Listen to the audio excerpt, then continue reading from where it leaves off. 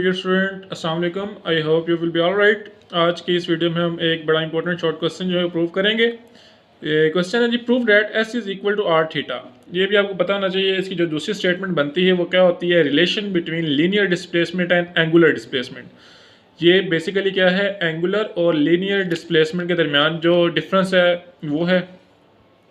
अब देखें, linear displacement तो क्या होता है कि the shortest distance between two point is called displacement.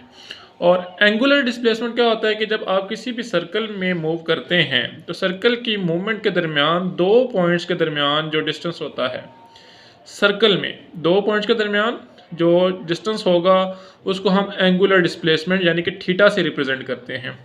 Linear displacement D से रिप्रेजेंट किया जाता है और एंगुलर डिस्प्लेसमेंट जो है वो थीटा से रिप्रेजेंट किया जाता है। ठीक है, अब इसके नाम से ही ये जाहिर है कि एंगुलर डिस्प्लेसमेंट यानी कि कोई ना कोई एंगल बनेगा। इसमें एंगुलर मोशन के लिए, सर्कुलर मोशन के लिए हम एंगुलर डिस्प्लेसमेंट यूज़ करते हैं। हम फर्स्ट करते हैं, हमारे पास एक सर्कल है। अब हमें ये पता है कि सर्कल के सेंटर से किसी भी पॉइंट तक का जो फासला होता है वो क्या होता है, बेसिकली रेडियस आर होता है। ठीक हो गया। अब एक पॉइंट ऑब्जेक्ट जो यहाँ पे पड़ा हुआ है वो P1 से स्टार्ट होता है और P2 तक जाता है। वो फासला जो कवर करता है S, और इस दौरान उसका जो एंगल बनता है, आर्क जो बनती है पॉइंट 1 से पॉइंट 2 तक, वो थीटा के इक्वल है। ठीक हो गया। अब यहाँ पे देखें, S is equal to length of the circle of radius R. जो टोटल डिस्टेंस, जो टोटल लंबाई है, जो फासला तय किया गया वो एस है, और आर क्या है, रेडियस है हमारे पास। ठीक हो गया। अब देखें, हमारे पास जो थीटा बनेगा, वो एंगल बनेगा, वो किसके इक्वल होगा। ये जो थीटा एंगल बन रहा है ये बेसिकली क्या है, length of arc divided by radius of the circle. इन दोनों की वजह से बन रहा है ये। तो इस वजह से हम कह सकते हैं theta is equal to length of the arc divided by radius of the circle. तो थीटा ऐसे ही आएगा। लेंथ ऑफ आर्क क्या है हमारे पास, एस है, और रेडियस ऑफ सर्कल क्या है, आर है। और ये भी बात याद रखनी है आपको कि जो एंगुलर डिस्प्लेसमेंट है उसका जो एंगल होता है वो रेडियन होता है।